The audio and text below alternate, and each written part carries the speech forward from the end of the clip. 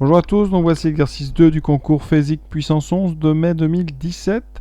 Exercice sur les fonctions, intitulé Petites questions logiques sur les fonctions. 4 questions indépendantes. On a comme point de départ f une fonction définie et dérivable sur l'intervalle ici 0,1. Donc ça va être valable pour les 4 questions. Donc attention au piège. Première proposition, donc vous direz si c'est vrai ou faux. Calculatrice, comme d'habitude, interdite ici. Donc, est-ce que l'image de 0,5, f de 0,5, est compris entre f de 0 et f de 1? Alors, si on regarde la figure qui est donnée en dessous, qui d'ailleurs ne correspond pas à la question, donc attention, vous ne pourrez pas généraliser, est-ce qu'on a bien f de 0,5 qui est entre f de 0 et f de 1? Alors, f de 0, c'est 0 ici. F de 1, ici, on est à peu près 1,2. Et vous voyez bien que l'image de 0,5 est bien entre les deux. Donc là, ça serait vrai. Sauf que ce schéma n'est qu'un exemple. Ça ne correspond pas à la question. Ça veut dire que vous pouvez être dans une autre situation. Alors, est-ce que dans toutes les situations, on a l'image de 0,5 compris entre l'image de 0 et l'image de 1? Eh bien, non. Alors, qu'est-ce qu'on sait? Que la fonction est définie et dérivable. Ça signifie tout simplement, alors au niveau dérivable, eh bien, que la courbe ici n'aura pas de trou, parce que la fonction est continue, et que vous avez une tangente non verticale à chaque endroit défini, ça veut dire que chaque élément de 0,1 a une image.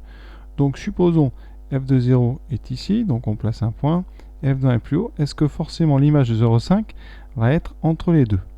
Donc là, vous trouvez f de 1, ici vous trouvez f de 0, et bien, où se situe l'image de 0,5? Eh bien, ça dépend des variations de la fonction. Parce que si la fonction, eh bien, effectivement, elle est strictement croissante, vous avez un théorème des valeurs intermédiaires, forcément que l'image de 0,5 sera entre l'image de 0 et de 1, mais ce n'est pas toujours le cas. Vous pouvez avoir une fonction qui n'est pas strictement monotone, exemple, une fonction qui serait d'abord décroissante, et ensuite qui reviendrait, voilà, eh bien l'image de 0,5, vous voyez, elle se situerait où? Eh bien elle se situerait plus bas. Donc f de 0,5 ne serait pas ici entre f de 0 et f de 1. Tout simplement. Vous avez d'autres cas, évidemment, ce n'est qu'un exemple. Pour résumer le problème, vous avez un point qui correspond à l'image de 0, un point qui correspond à l'image de 1. Alors ici j'ai mis une croix, une deuxième croix plus haute, ça pourrait être l'inverse. Eh bien, il peut se passer une infinité de choses entre ces deux croix. Vous pouvez avoir une fonction qui descend, ensuite qui remonte, etc. Et vous comprenez bien que l'image de 0,5 n'a aucune raison de se trouver entre les deux croix. Ça dépend vraiment du cas de la fonction. Là, vous voyez, l'image de 0,5 va être au-dessus. Vous pouvez avoir une fonction qui va rester toujours dessous, ici qui va faire des oscillations. Voilà, et là, l'image de 0,5 sera bien entre les deux. Vous avez les cas très évidents où la fonction est strictement croissante. Vous avez ce genre de choses. Et là, on est dans le cas du TVI. Mais la réponse, c'était peut-être un piège pour ceux qui avaient utilisé la courbe qui était donnée, mais qui correspondait à la question 3. Donc là, eh bien, c'est faux. Cela dépend des variations de f. Deuxième proposition, f de 0 est plus grand que 1. Donc ici, on va mettre, si vous voulez, un 1 ici. L'image de 0 est donc plus grande que 1, donc on va mettre une croix plus haute que 1. Et l'image de 1 est négative. Alors l'image de 1, ici je vais mettre 1 demi, et là je vais mettre 1. L'image de 1 est négative, donc ça veut dire que la croix qui correspond est une croix qui est en dessous de l'axe horizontal. Est-ce que, la question c'est, est-ce que f de x égale 1 demi admet une unique solution dans l'intervalle 0,1?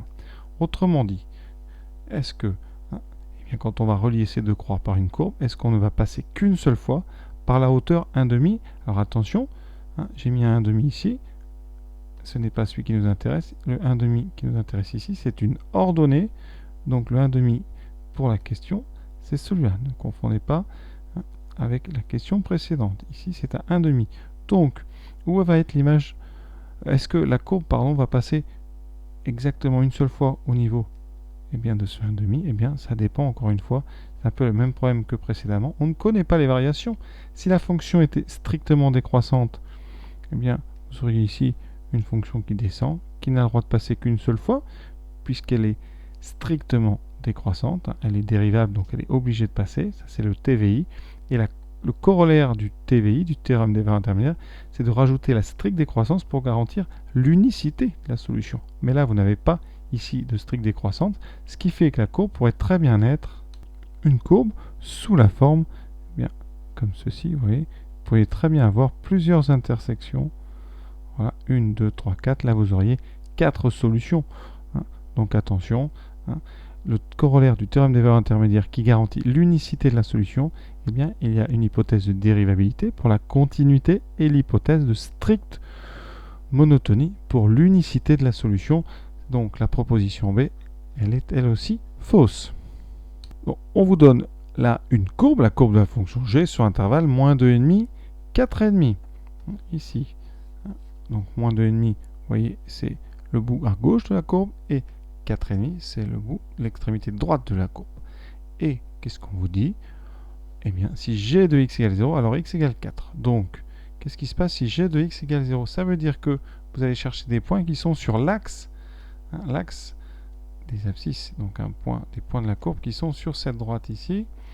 Alors, il se trouve que vous en avez 3 ici. Donc, qu'est-ce qu'on peut dire? Eh bien que si g de x égale 0, alors 3 choses sont possibles.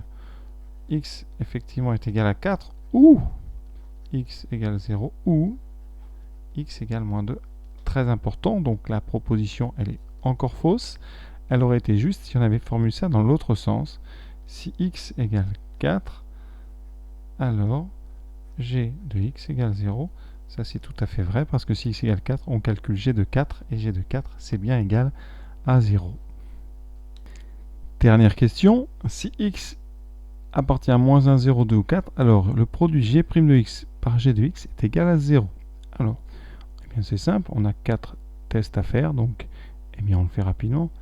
Si x égale moins 1, eh bien qu'est-ce qui se passe? En moins 1, on est ici. En moins 1, eh bien vous avez ici la valeur de g qui vaut 1, moins 1, et par contre vous avez signalé ici une tangente horizontale. Donc si x égale moins 1, eh bien on peut remarquer que g' de moins 1, ça vaut 0, et donc le produit ici vaut bien 0. Si x égale 0, eh bien là vous êtes sur l'origine, et l'origine, eh bien ça veut dire que cette fois-ci c'est g qui va s'annuler. Donc on a bien le produit qui s'annulera. Hein, je répète, ici pour le premier on aura bien g' de moins 1 fois g de moins 1 qui vaut bien 0, parce que eh bien g' s'annule. En 0, ce n'est pas g' de 0 qui s'annule, mais c'est g de 0, donc le produit fait aussi 0. En x égale 2, eh bien ici x égale 2, vous êtes sur le sommet ici, donc vous avez ici une dérivée qui s'annule, et donc dans ce cas-là, g' de 2 est égal à 0, et donc quand vous calculerez g' de 2 fois g de 2, ça fera bien 0. Et dernier point, pour x égale 4, eh bien, on regarde bien le schéma. En 4, on est ici, ça s'annule. Donc ici, g de 4 est égal à 0. Donc le produit g' 4 fois g de 4 va s'annuler. Même si g' de 4 n'est pas égal à 0, c'est g de 4 qui s'annule. Et donc, effectivement, si on prend une valeur parmi ces 4, le produit g' s'annule. Et donc la proposition, elle est vraie. Voilà pour cet exercice 2, assez simple et malgré tout intéressant. À bientôt.